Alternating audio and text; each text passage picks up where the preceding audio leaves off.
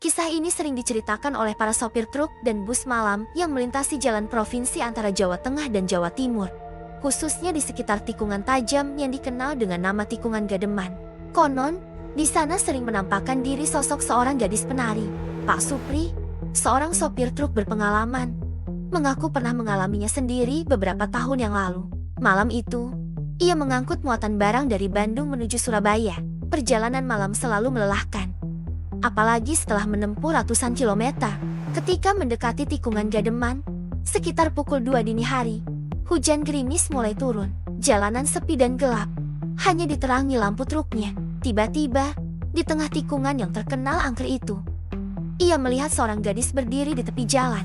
Usianya diperkirakan sekitar belasan tahun, mengenakan pakaian penari tradisional Jawa yang serba putih, lengkap dengan hiasan kepala. Anehnya, di tengah hujan gerimis, pakaian gadis itu tampak kering dan bersih. Pak Supri mengerem mendadak.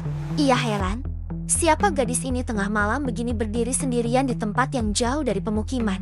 Ia berniat menawarkan tumpangan atau setidaknya bertanya apakah ia baik-baik saja. Namun, belum sempat ia membuka kaca jendela, gadis itu tiba-tiba bergerak. Ia mulai menari, gerakannya lemah gemulai, khas tarian Jawa. Namun ada yang aneh, wajahnya pucat pasi, matanya kosong menatap lurus ke arah hutan gelap di seberang jalan. Senyum tipis menghiasi bibirnya, namun senyum itu terasa dingin dan tidak hidup. Pak Supri merinding, bulu kuduknya berdiri. Ada aura dingin dari gadis itu. Ia teringat cerita-cerita para sopir lain tentang penampakan di tikungan ini. Mereka bilang, jangan pernah berhenti atau menatap terlalu lama. Gadis itu terus menari di tengah hujan gerimis yang mulai menderas. Gerakannya semakin aneh, terkadang meliuk-liuk di luar batas kemampuan manusia. Hiasan kepalanya tampak berkilauan sama di bawah cahaya lampu truk. Pak Supri mencoba mengalihkan pandangannya, tapi matanya seolah terpaku pada sosok itu. Ia merasa ada kekuatan magis yang menariknya. Tiba-tiba, gadis itu menghentikan tariannya. Ia menoleh perlahan ke arah truk Pak Supri. Matanya, Pak Supri tidak akan pernah melupakan tatapan mata itu. Kosong, gelap, dan penuh kesedihan yang tak terhingga. Senyum dingin di bibirnya sedikit melebar, memperlihatkan gigi-gigi yang tampak lebih panjang dan runcing dari biasanya. Kemudian, gadis itu mengangkat tangannya perlahan, menunjuk ke arah hutan gelap di seberang jalan, seolah mengisyaratkan sesuatu.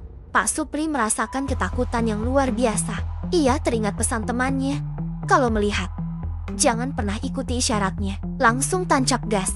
Tanpa pikir panjang, Pak Supri menginjak pedal gas dalam-dalam. Truknya meraung, melaju meninggalkan tikungan angker itu secepat mungkin. Ia terus melihat ke kaca spion, namun sosok gadis penari itu sudah menghilang, seolah ditelan kegelapan malam dan hujan. Selama sisa perjalanannya, Pak Supri tidak bisa tenang. Ia terus terbayang tatapan kosong dan senyum dingin gadis penari itu. Sesampainya di Surabaya, ia langsung menceritakan pengalamannya kepada teman-teman sopir lainnya. Banyak dari mereka yang mengangguk-angguk, membenarkan cerita tentang penampakan di tikungan Gademan. Konon, gadis itu adalah arwah seorang penari yang tewas dalam kecelakaan tragis di tikungan tersebut puluhan tahun yang lalu. Ia masih gentayangan, menari di malam hari, mungkin mencari kedamaian atau mungkin mencari teman untuk menemaninya dalam kesunyian abadi. Para sopir malam selalu berpesan, jika melintasi tikungan Gademan, fokuslah pada jalan. Jangan melihat ke tepi jalan terlalu lama. Dan jangan pernah berhenti jika melihat sosok aneh. Lebih baik mengabaikan daripada mengalami sendiri kengerian yang tak terlupakan.